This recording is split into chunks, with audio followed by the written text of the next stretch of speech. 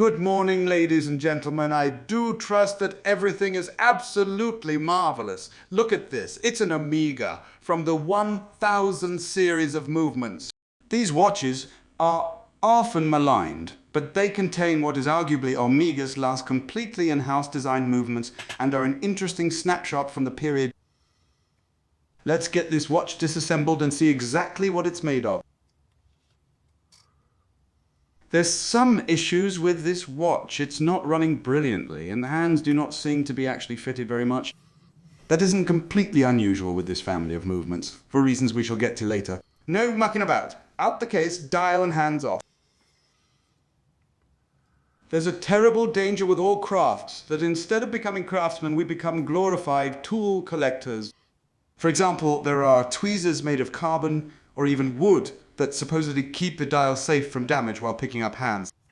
I was one click away from adding them to my basket, but rather than purchase those, we could just pick up the hands carefully and not touch the dial. Now the dial feet screws, holding the movement ever so lightly here. It's so easy to lose concentration, squeeze the wrong bit too hard, and pop the balance staff is broken. As ever, we shall relocate the balance wheel to a place of safety before we start marauding through the movement. Using a brass persuader here, it's much softer than the steel screwdrivers.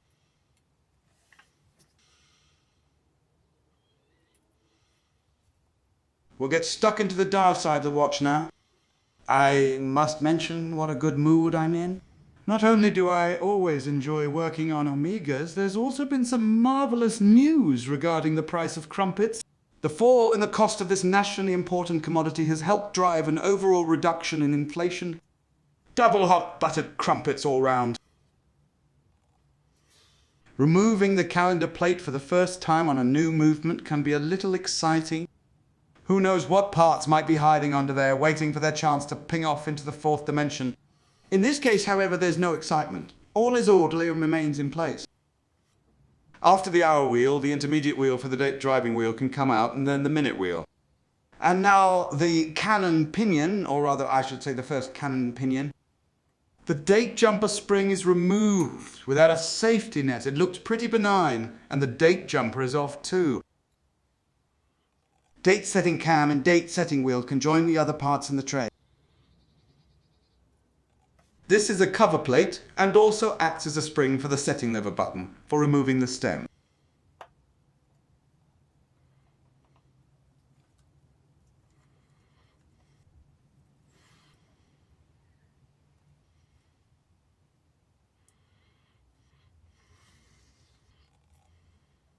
Look at this spring. Absolute monster. Definitely time for the watchmaker's special stick. Now that the date adjuster has lost its bodyguard, we'll get the tweezers on it.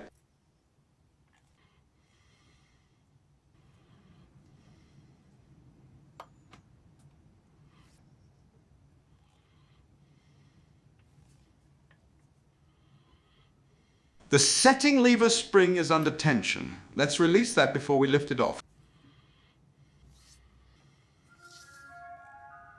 And another absolute bruiser of a spring. Good luck, everybody. Clear! Yoke, your time has come. Setting lever, sliding pinion and winding pinion off without any fuss. You're probably thinking that's it. The keyless and motion works are done and we can turn the movement over now. But no, it's not done. We've got a second cannon pinion to deal with. Just here, friction fitted to the third wheel. It is tucked away in this little nook, so hand levers are the only option. Nice and gently, and we have it.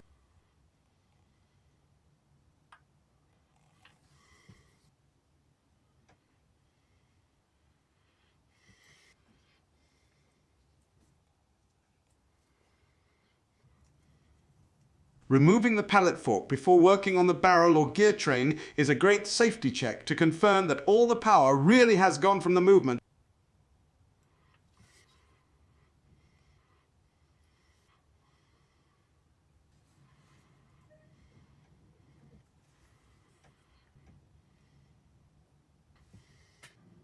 Look at that. Oil on the pallet fork jewel. That shouldn't be there. It reduces the power transferred to the balance wheel. Crown wheel and intermediate wheels are next off. None of these are reverse threaded.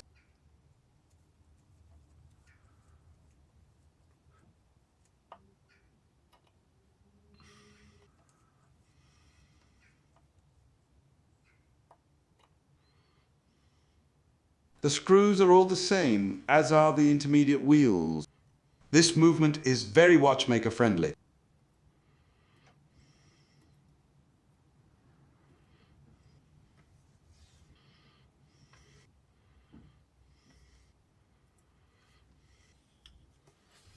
Ratchet wheel is extremely functional, if not pretty.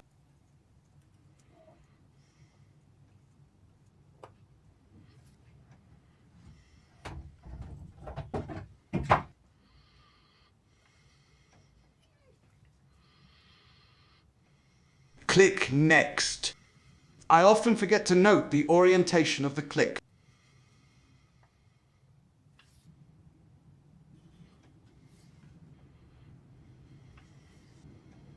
These holes near the springs mean they can be grabbed deep into the tweezers and can't escape. Again, watchmaker friendly.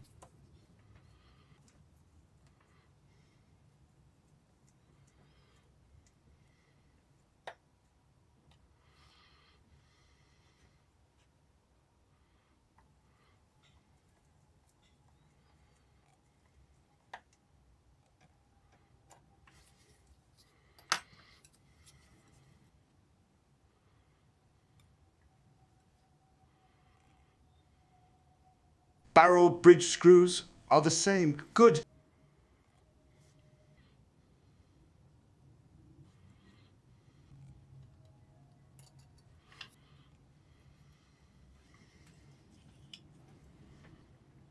Mainspring barrel is released.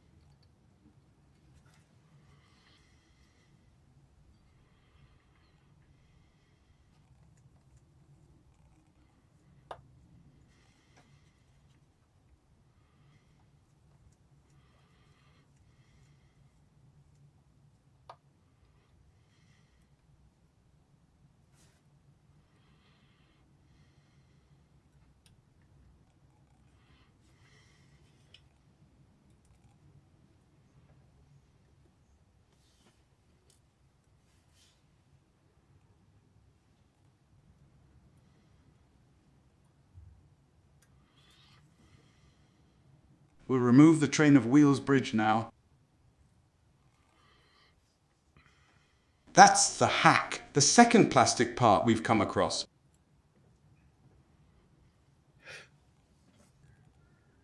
Second wheel's job is to take power from the barrel and give it to the third wheel. The third wheel drives the motion, works via that little second cannon pinion we found earlier, and drives the second-hand pinion too. Fourth wheel out. And the escape wheel.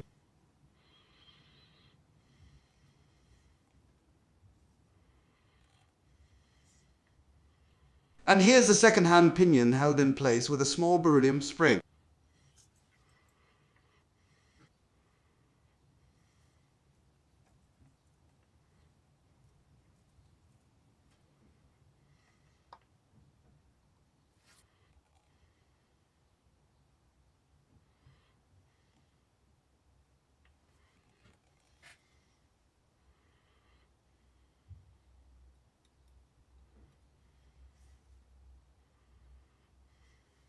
The second hand sits on the end of this long pivot. This plate is another plastic part, but sneakily covered in a gold-coloured metal foil. Its job is to fill the gap where the automatic works would go.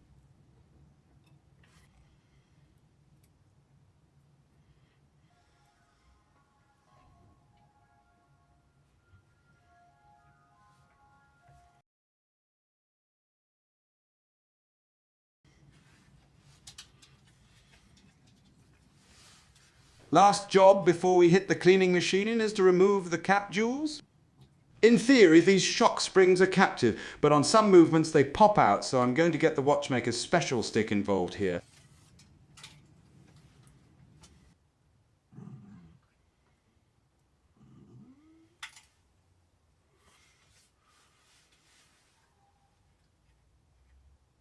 Good bloody job. I'm so happy from the Crumpet news, or I'd be bloody getting bloody angry here. Let's go again, nice and calm. The balance jewels are cleaned with Renata essence, which is, as I'm sure you know, is a aliphatic hydrocarbon. No, I don't know what aliphatic means either.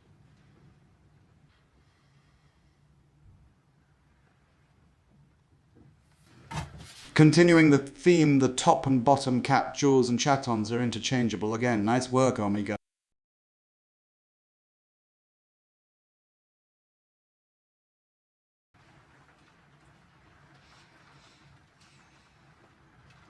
Balance goes back in for a spin around the cleaning machine, and top cap jewel will join its buddy in aliphatic hydrocarbons.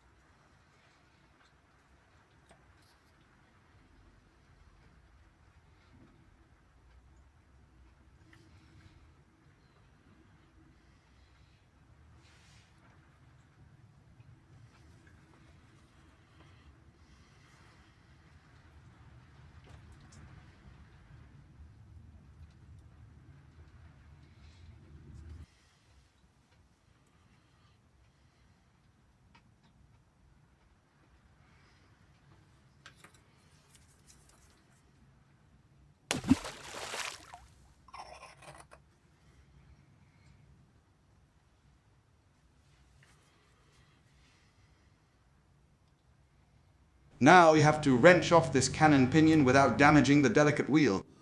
Get your notebooks out, this is a genuine top tip. With the scalpel blade holding the wheel down, the Presto tool can be safely used.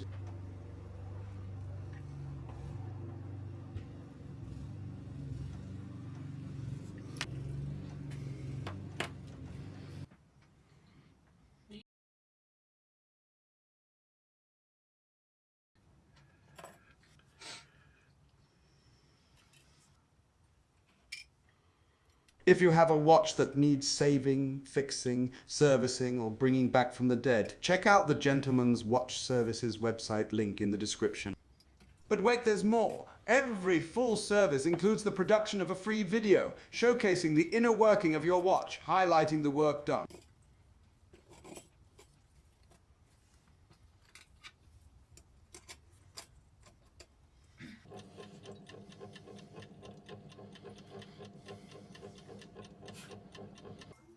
While the rest of the watch is whizzing around and the cleaning solution will sort out the balance cap jewels. After making sure it's the right way around, we'll add a drop of 90-10 lubrication. We keep the oil hutch closed as much as possible to reduce dust and other unwanted accoutrements. The key is to plonk the chaton straight down onto the cap jewel. 3, 2, 1, plonk. And there it is, a drop of oil suspended between the two jewels, good for 10 years of service. For the top jewel, follow the same process. Clean, oil, plonk.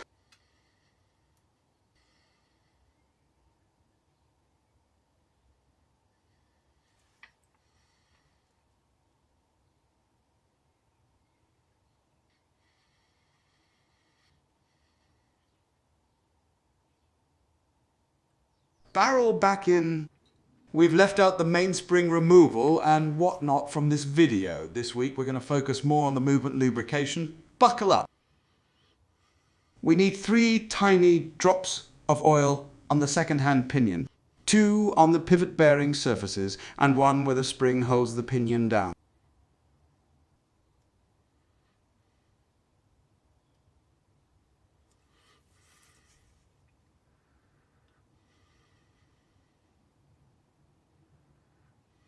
The spring next. As well as holding the pinion down, the spring helps to smooth the motion of the second hand. Notice there is no top jewel, an important factor when we come to fit the second hand.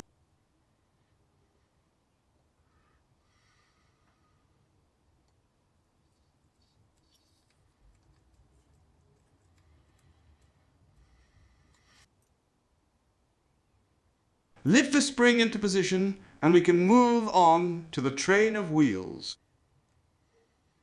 We shall start with the escape wheel. As a watchmaker, it is important to always make the effort to locate it in the bottom jewel, despite inevitably immediately knocking it out of position with the fourth wheel.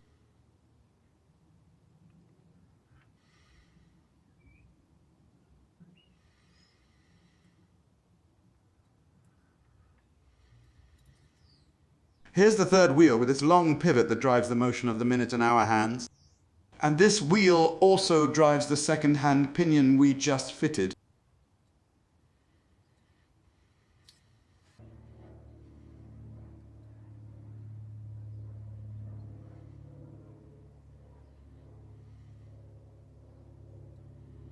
Second wheel is in. Let's move on. And don't forget the hack. So easy to forget this part and not find out until after the watch is back in the case. Please don't ask me how I know.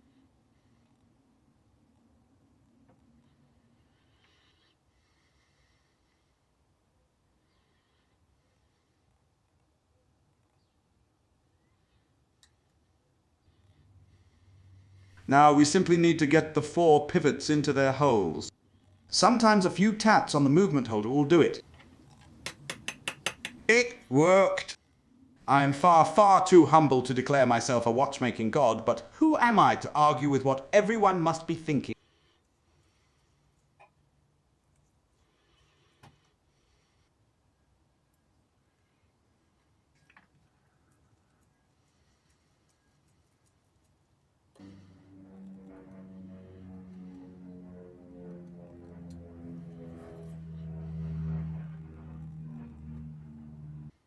This isn't a particularly small movement, but it does employ quite small screws. Even on the barrel bridge, we're using a 0.8mm wide screwdriver.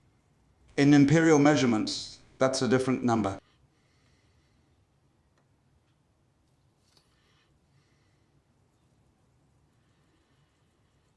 And now the click spring. Of all watch parts, it is this that seems to have the most variation. Not sure why the industry hasn't settled on a design yet. And little D5. By picking oil up on just one side of the oiler, the lubrication can be accurately placed just where it's needed. And now the click itself. Anyone remember which way around it went? I'm not entirely sure this is right. Just a little drop and we'll let capillary action do its work.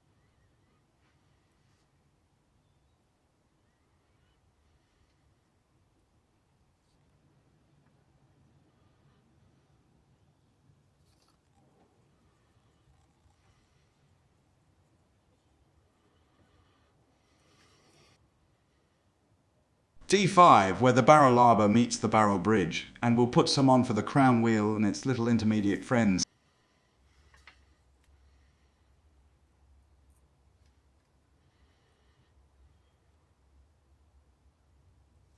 A little blue grease where the crown wheel has been rubbing on the bridge.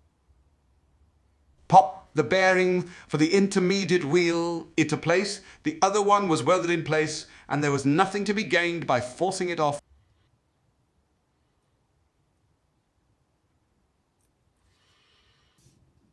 Crown wheel.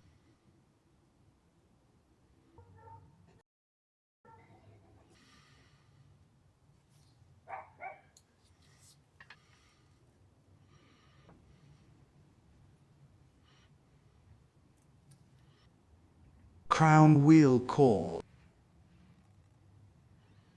The intermediate wheels and all the screws in next, still all using the 0.8mm screwdriver. Omega really did their best to make assembly as simple as it could be.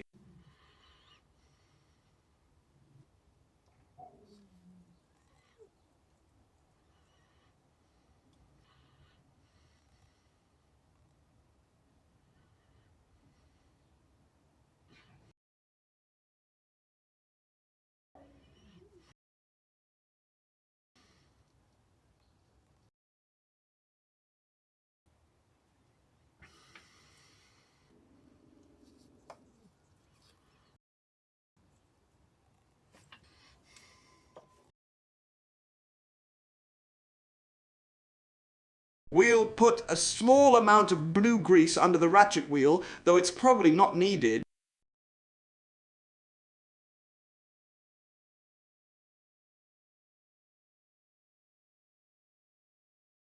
That click isn't even close to being correct. Let's try again. It's at times like this that I remember the words of my grandfather. Boy, he said, when you find yourself floundering in the pond of uncertainty, listen out for the quack of knowledge and head towards the duck. Wise words, Granddaddy.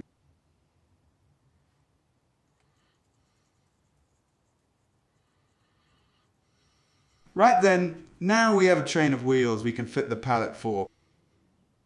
The pallet fork bridge is an absolute joy, very easy to get in place and solid.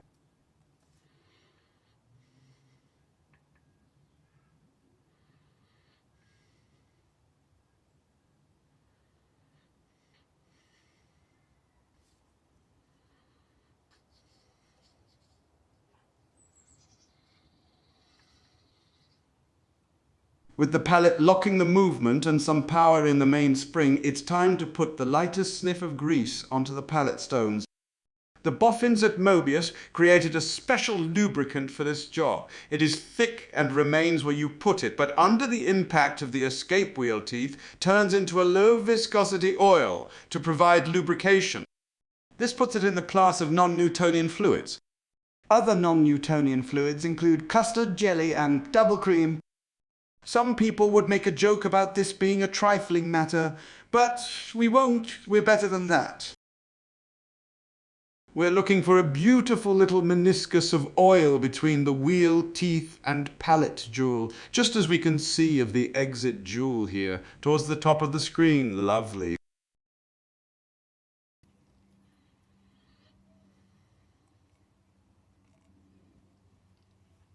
Before we move on, it's time to plop the balance wheel in and check what we've done so far is okay. All looking satisfactory. We shall proceed.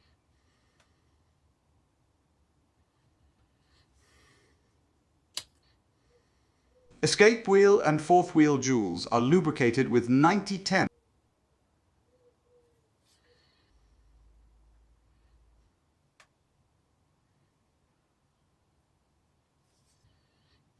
And D5 on the third and fourth wheels.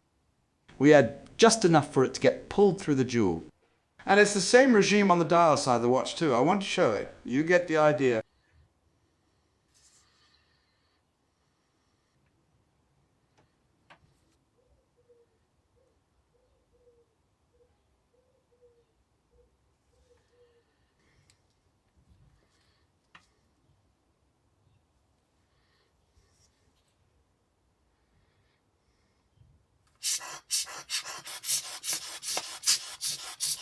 Some people call this the clutch, some the sliding pinion.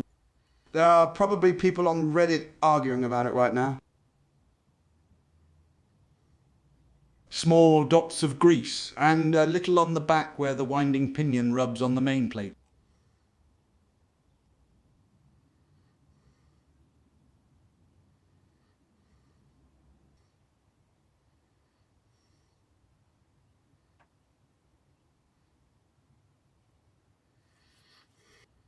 Big fan of the button type setting lever. It means no setting lever screws, and that is a very good thing.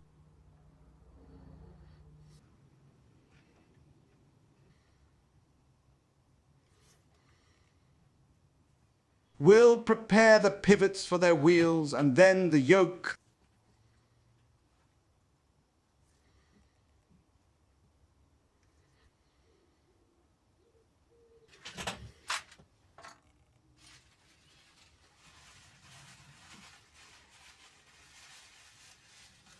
We'll deposit some grease where the yoke interacts with the spring.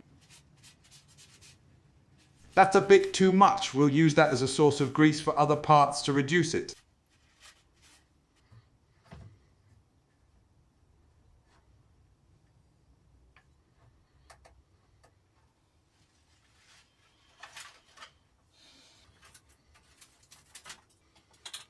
At the weekend, but passing it over to Edwin.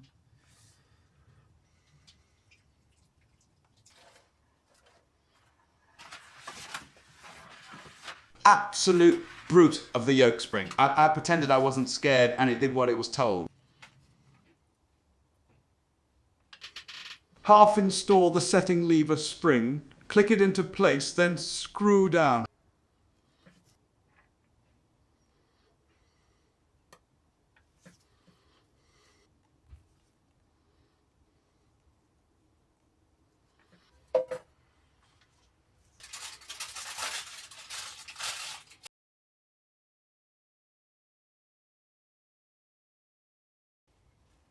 Another monster spring and it's done. Setting lever pressure spring also stops the date corrector spring from mounting an escape attempt.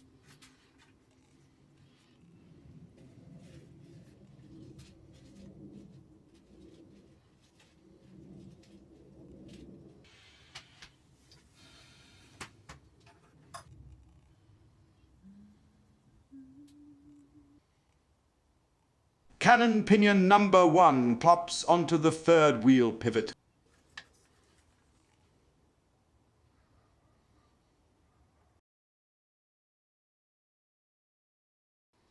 Cannon pinion number 2.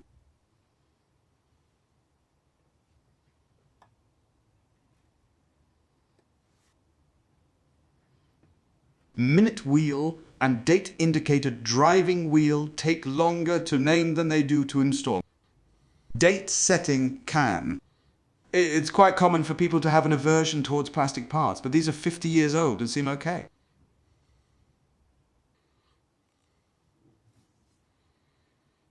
Can't remember what this is called. Let's name it the reduction wheel for date indicator.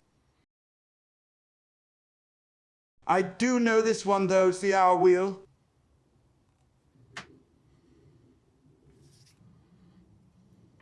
Date jumper and date jumper spring can rest in the vicinity of their home while we drop the date wheel on it.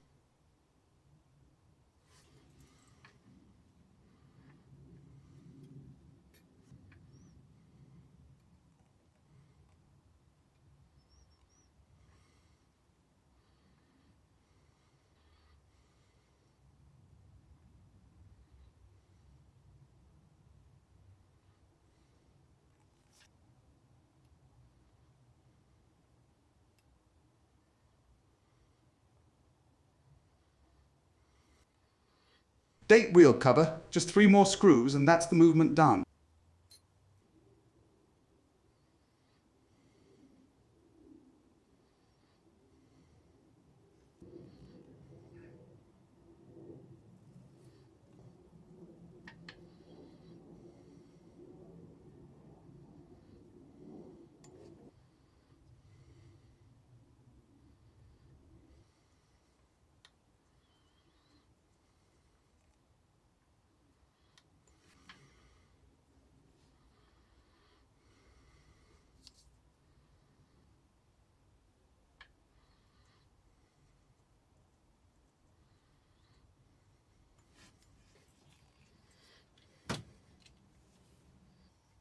This is the original Omega crystal with the logo stamped in. Let's give it a polish. A couple of minutes with increasingly fine sandpaper, then some polish makes this a very quick job. Save polywatch for the final finish. Crystals get brittle with age, and that fact, along with the slight crazing around the edge and that it's fitted with an armor ring, made me decide to leave it where it was.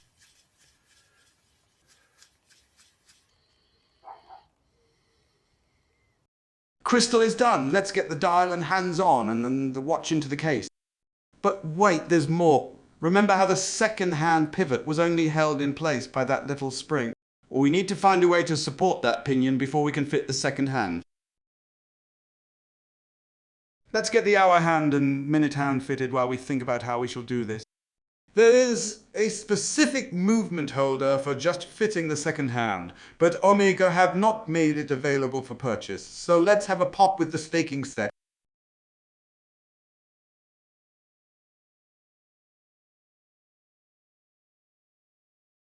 Small stump to support the pinion and a flat punch to gently push the hand on, and we're done.